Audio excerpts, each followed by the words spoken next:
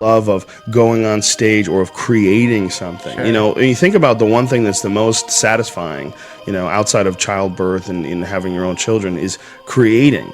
You know, people who don't create things, I think, as a whole, are way less happy than people who do create things. I mean, I know dudes that make pool cues. I know dudes that make belts. They make custom wallets. And there's a something that they get when they're like, you know, I bought a wallet from this dude, and you buy a wallet from him and he sells you the wallet and he made it for you and shit. Like, there's a smile that he has. Like, he created something. Yeah. He created a piece of artwork and someone else is appreciating it. Wow, I love how you did this. This is awesome work. It's so clean and well done. He's like, thank you. And like, his effort and his creativity have gone into an actual object, and to us that's very, very, very satisfying. And then there's the comedy satisfaction that you get for performing. I mean, that's all you and I understand. I mean, we understand. I guess it's in music, it's probably just the same thing. You create a song and then people love that song. Best feeling. Creating something. Then what are you doing when you're creating something? Well, you're doing the same fucking thing. You're pushing the machine. You're pushing it in your way. And your way is making people happy and giving people some positive energy. Well, and also, then they buy your DVD, and there's an industry behind that, and they come see you at the clubs, and there's industry behind that, even behind putting gas in their cars. And you know, it's amazing how many different pieces are in place. If you take back, if you like, you know, zoom in on the idea of what is creation.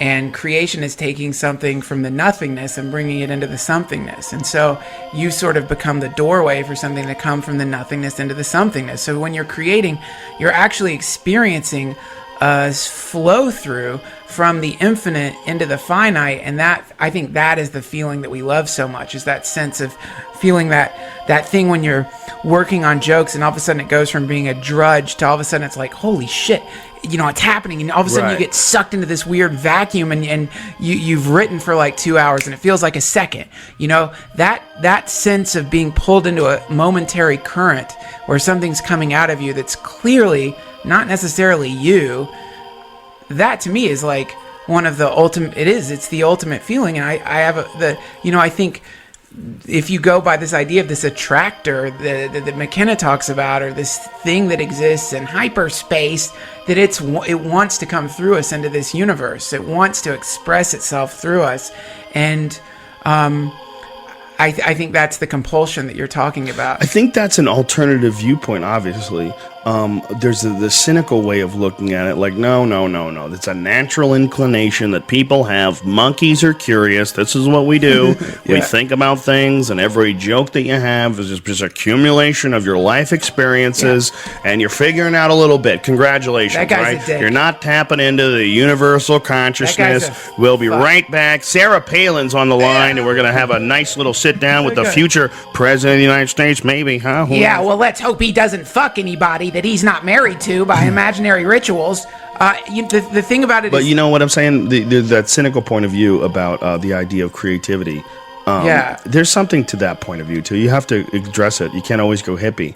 And one of the things I bounce back and forth. I don't think it is either, but it is a little. I bounce back and forth with the idea of the imagination being almost like when you have imagination, that the imagination is the real force behind the evolution. What imagination truly is we think of it as like, oh, I can see things, I can work around problems, I have this idea. But when you imagine an idea, when you imagine a product, you imagine how to design an engine for a car, and you're the first, you're Henry Ford or whoever the fuck made the first engine. When your imagination has this idea for this thing, and then you build it and design it, and boom, it's there.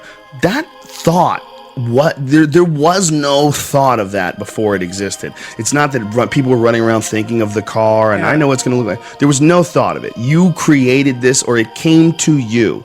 There was something from nothing, something from what is that? From the ether, something from these, even if it's just these synapses firing in your mind. What is the signal? What is the root of this signal? To be so, mathematical about it and say, well, it's just human ingenuity, and that's what it is. It's good old stick-to-itiveness, and you roll up your sleeves and you figure out this world. And that Henry Ford created a great thing, and you know who else did? Thomas Edison, he was a great fella. He invented a bunch of neurons sweating. Yeah, I don't necessarily know. It is possible that the imagination is something that is information that is out there, like the idea of the Akashic records, the idea of that there's shit out there, and then what we are is little antennas tuning in. Yeah, and when we tune into something, if we pick up this signal for the engine, and someone picks that up, excellent. Once that piece is in place, and then it flowers and blossoms like a Fibonacci sequence on a fucking a sunflower.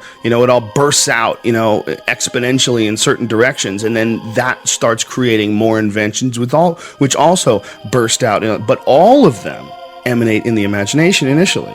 All of them have to be thought up. All of them have to be created by the human mind. That's right. Or what the human mind can tune into. There's no way into this universe as a human but through a pussy. And there's no way. For now. There's no way for an idea to come into this universe except through a thought. There's no way for an invention except to come through our mind. Our minds are sort of the creative orifices through which all innovation, every invention, every idea comes. It's through the human mind. Now, if you want to think that someday you just wake up and you get in the shower and you get lucky enough for your neurons to fire a certain way where you figure out how to reduce the cost of making solar power panels and solve the energy problem on the planet. If you want to think